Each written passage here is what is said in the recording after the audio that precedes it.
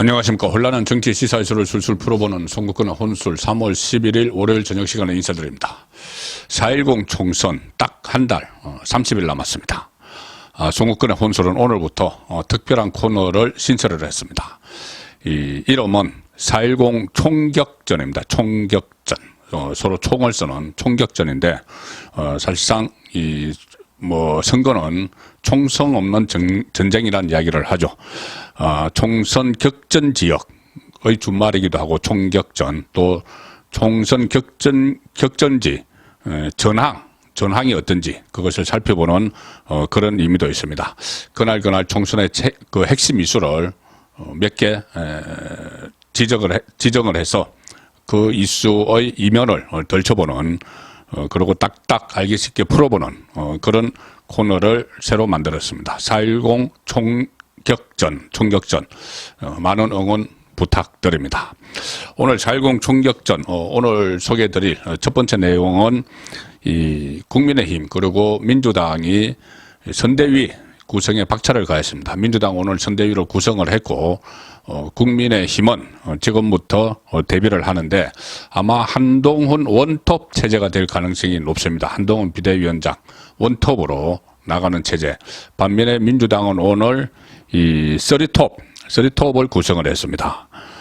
이재명과 이해찬, 김부겸까지 쓰리톱. 그래서 1대3 선대위원장 대결이 개막이 됩니다. 한동훈은 혼자, 민주당은 이재명, 이해찬, 김부겸까지 다 의미가 있습니다. 일단 한동훈은 총선에 불출마를 했죠.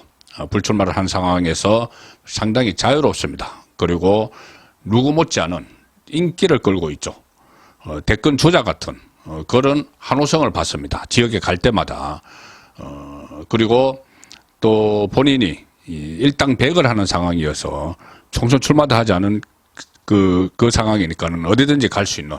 그리고 원래는 원희룡 공동선대위원장 몇 가지 카드가 있었는데 원희룡 공동선대위원장 카드는 지금 일단은 폐기가 되는 것 같습니다. 원희룡은 인천 계양을에 이재명을 잡으러 가 있죠.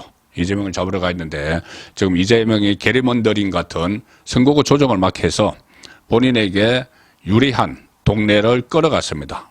그 계양갑에서 계양을로. 그리고 불리한 동네는 계양갑으로 넘겨줬죠.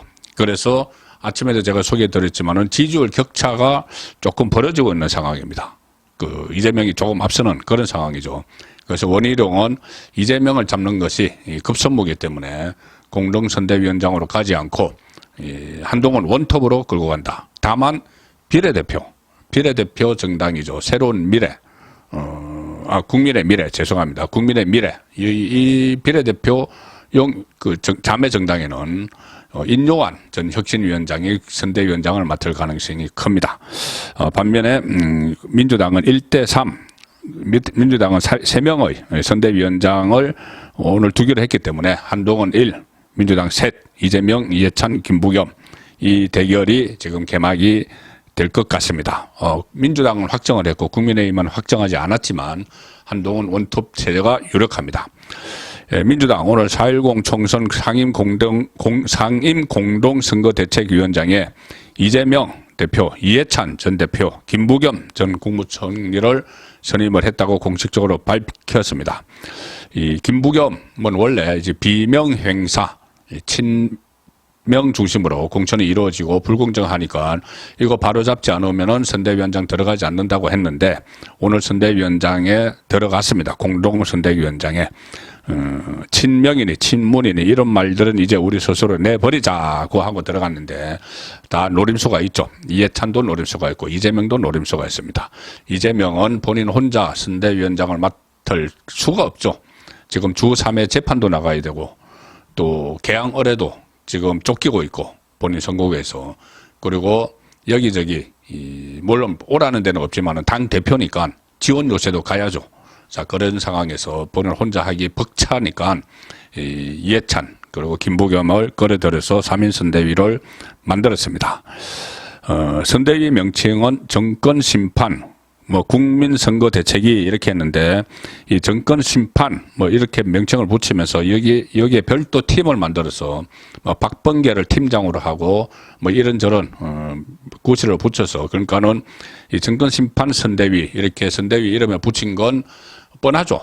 지금 선거 프레임을 윤석열 정부 심판론 이걸로 끌고 가겠다는 이야기입니다. 그런데 지금은 실제로는 윤석열 정부 심판론보다는 한동훈 비대위원장 체제가 들어서면서 오히려 야당 심판론, 이재명 심판론이 더 크게 부각이 되고 있죠. 자, 그래서 이재명은 계속해서 정권 심판론을 끌고 가기 위해서 프레임을 지키기 위해서 이 선대위 명칭에 정권 심판 이거를 넣은 겁니다. 정권 심판을 넣고 거기다가 별도 팀까지 만들어서 박범계에게 맡겼습니다.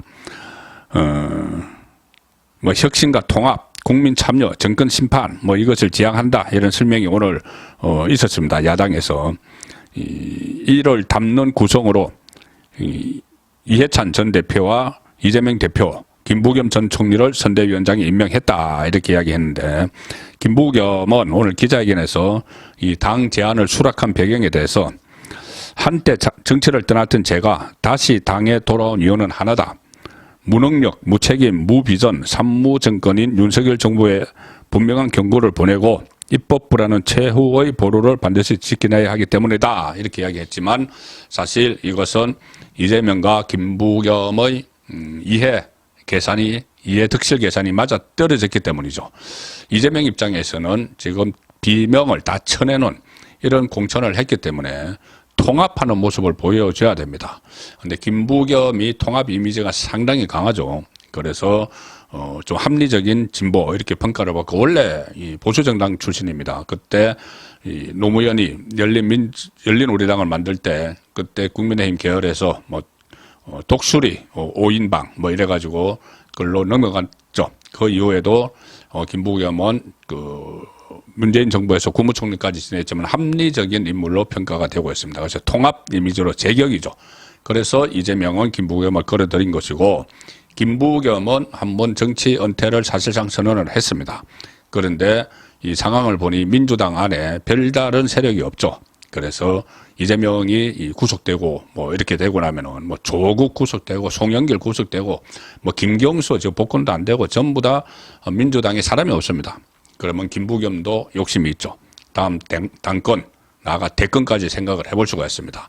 그러면은 지금 민주당이 위기에 빠졌다 이렇게 이야기를 하면서 이번 총선에서 공동선대위원장을 맡아서 복귀를 하는 거죠. 정치 복귀의 발판으로 삼아서 이 공동선대위원장에 들어가는 겁니다. 자, 이해찬도 이번에 원래 선대위원장 안 맡을 줄 알았죠. 왜 그러냐면은 이해찬이 문재인과 같이 임종석, 문재인 친문의 상징적인 인물인 임종석 전 대통령 비서실장을 공천을 달라고 자기가 후견인 역할을 했던 이재명에게 청탁을 했는데, 공천 청탁을 했는데 들어주지 않았죠. 컷오프 시켰죠. 그래서 들어가지 않을 줄 알았는데 이해찬이 한마디로 이재명에게 배신감을 느꼈기 때문에 안 들어갈 줄 알았는데 들어갔습니다. 왜 그러냐 하면 이해찬계라고 하는 조정식 사무총장, 이해식 의원 이런 사람들은 또 쭉 공천을 줬습니다.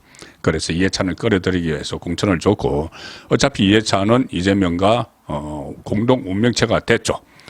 저번에 뭐 진미파라곤의 뭐 대선 외곽 캠프 이런 이야기도 있고 그 본인의 보좌관을 했던 그 이화영을 이재명에게 파견시키는데 이화영이 지금 재판을 받고 있죠. 그거 다 이해찬과 연결이 되는 겁니다. 그래서 이해찬과 이재명은 공동 운명체이기 때문에 이해찬은 들어가지 않을 수 없는 자 그런 상황이 돼서 뭐 달리 길이 없어서 들어갔습니다. 이때 여기 한 사람이 있죠. 임종석 공동선대위원장 이야기가 나왔는데 임종석은 제가 오늘 낮에 말씀드린 대로 이 백의종군 선언을 했습니다. 어떤 직책도 맡지 않겠다. 그리고 여전도 받지 않겠다. 그냥 전국을 돌아다니면서 선거 운동을 돕겠다. 자, 이것은 선대위에 들어가서 어떤 책임을 지지 않겠다는 거죠. 선거에서 지고 나면은 책임론에서 자유로울 수가 없으니까는 오히려 선거 뒤에 당권 도전을 위해서 선대위에는 들어가지 않았다 이렇게 볼 수가 있습니다. 여기 대해서 이재명이 오늘 페이스북에 글을 올렸습니다. 뭐라고 했냐면은 백의 종군을 선언한 임종석에게 이재명이 공동선대위원장을 부탁을 했는데 임종석이 감투도 의전도 형식도 원하지 않는다 이렇게 해서 불발됐다 아쉽다 이런 식으로 이재명이 이 글을 썼는데 실제로는 뭐 그 진심이었는지는 뭐 논외로 하더라도 임종석 입장에서는 책임론에 휘말릴 필요가 없는 것이죠. 나중에 이 선거에 질 게 뻔한데 질 가능성이 높은데 그래서 오히려 선거에 지고 나면은 이 사람들 뭐 이해찬 뭐 그 김부겸 이재명까지 전부 다 책임론에 휘말릴 때 그때 당권 8월 달에 전당대회가 있으니까 그걸 노리는 차원에서 들어가지 않았다. 이렇게 해석을 할 수가 있습니다. 자, 그러면 국민의힘은 지금 공천 작업이 마무리되는 대로 선대위를 구성을 하는데 현재로서는 한동훈 위원장이 혼자 전면에 나서는 원톱 체제가 유력하게 검토가 되고 있습니다. 과거에는 인지도가 높은 인물들을 좀 내세워서 선거를 뭐 공동선대위원장하고 맡기기도 했는데 지금은 그럴 필요가 거의 없죠. 한동훈의 인기가 절정에 이루고 있습니다. 최근에 뭐 대권 차기 그 대통령감 조사에서도 이재명을 제칠 정도죠. 그래서 대권 주자급으로 인기 몰이를 하고 있기 때문에 원톱, 본인은 또 출마다 하지 않기 때문에 이 원톱으로 선대위가 충분하다. 자, 이런 인식을 내부에서 하고 있다고 합니다. 호준석 대변인도 오늘 라디오에 나와서 이 과거에는 당대표가 선대위원장 같은 원톱의 역할을 하기 어려웠거나 좀 약할 때 투톱이 필요했던 것인데 지금은 확고한 원톱이 있다.